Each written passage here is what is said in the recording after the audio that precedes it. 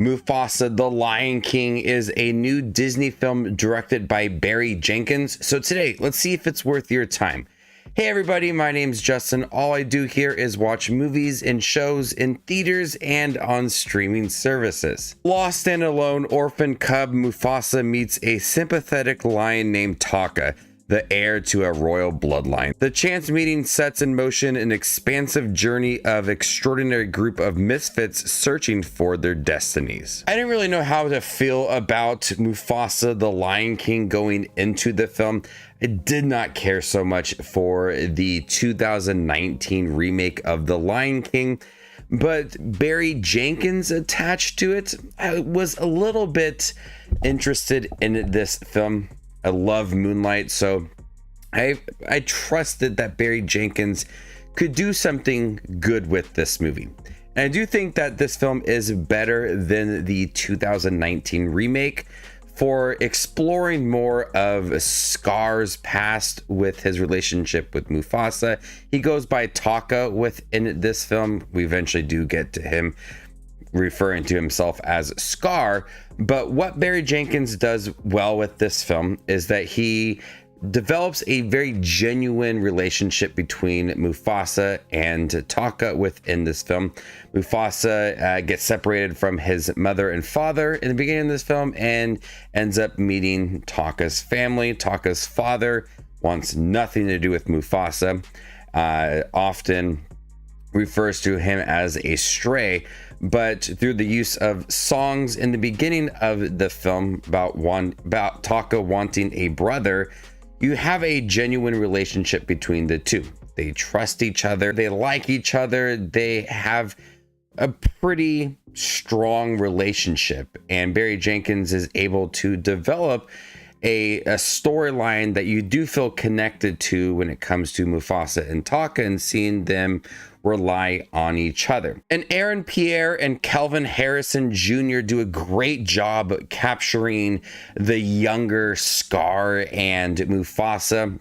There's a lot of excitement in their voice, but as they get a little bit older in the middle half of the film, that starts to become a little more serious. Sarabi starts to enter the picture, and so you start to have some conflicting relationships going on as Scar starts to express kind of some of his feelings for Sarabi. So Aaron Pierre and Calvin Harrison Jr. are really good in here, and I loved how Aaron Pierre was starting to become more commanding as Mufasa and had a very soft spoken voice that you just kind of felt comfortable with. And Calvin Harrison Jr. did a fine job at times slowly transitioning into Scar to where you kind of feel like that resentment towards Mufasa within this film. There's no debate on how good this movie looks. Yes, we had some problems with The Lion King and some of the expression of the lines when it comes to some of the songs or some of the emotions, but it looked good. And this film just looks as great. A lot of the lions, the other animals, the scenery, it is beautiful and it is so good to look at.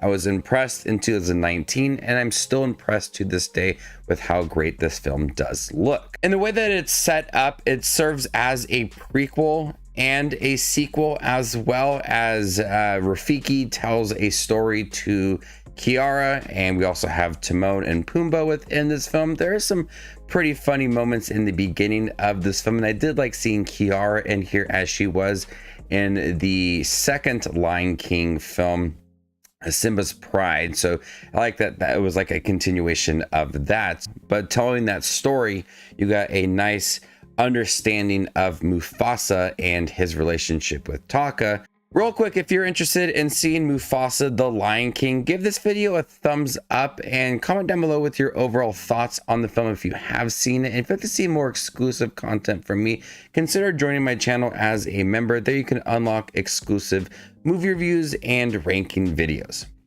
While I did think that this film was better than the 2019 remake, it still has its flaws. And there are some major flaws within this film. The biggest issue for me with this movie is, yes, it has a strong setup for Taka and Mufasa, But the transition from Taka to Scar and all that resentment towards Mufasa, and to where we get to know Scar in the beginning of The Lion King, it's not something that's very earned and as strong within this film.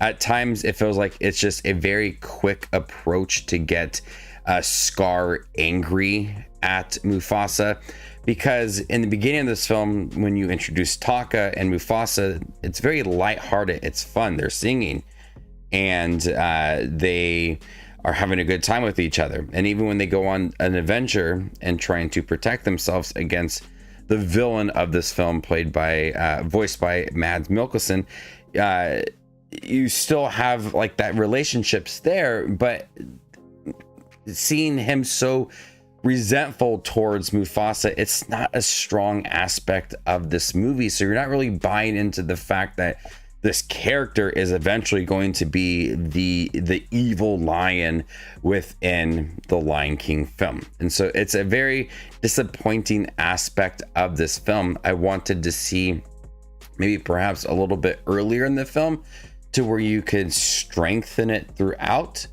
and you could have had it more impactful when you get towards the end of this film.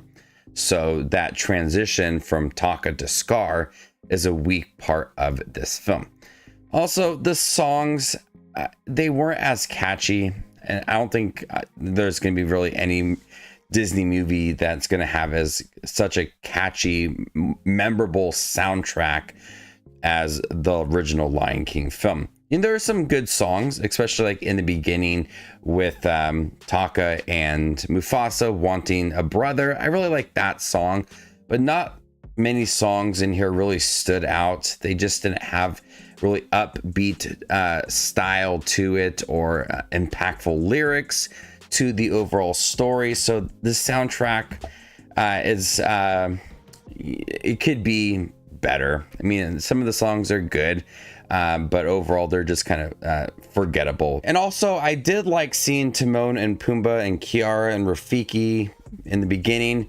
They often went back to them telling the story, and so that kind of interrupted a little bit of the flow of the film, where you had some dramatic scenes throughout the movie, some nice development for Mufasa and Taka, and then they went back to the story of Rafiki and Kiara, Timon and Pumbaa. You understand that they're telling the story of Mufasa, but they often went back to that. They had some jokes from Seth Rogen and Billy Eichner. They have great chemistry, and I love them as Timon and Pumbaa, but it just interrupted the natural flow of this film. And I found multiple times that I wish they didn't have those scenes in the middle. Like, you just had your story in the beginning and the end for all of those characters telling the story, and then just the rest of the movie was Mufasa and Taka.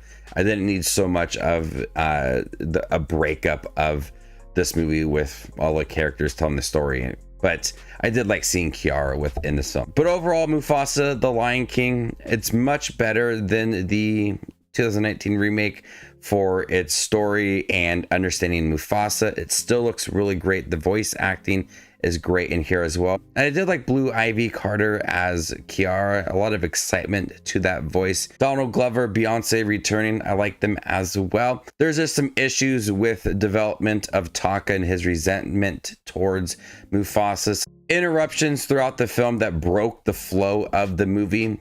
Visually, it's stunning. It looks really good. Songs could be better. So it is a bit of a mixed bag. It's got some good moments. It's got some bad moments as well, but I didn't really hate watching this movie. I don't think I really would like to watch it again, but it was all right. I'm gonna go ahead and give Mufasa the Lion King a B-. Thank you guys for checking review for Mufasa the Lion King. Have you guys seen it yet? What'd you think about it? Let me know in the comment section down below, and stay tuned for more up and coming content like this. My name is Just Watches Movies, and you guys stay classy, YouTube.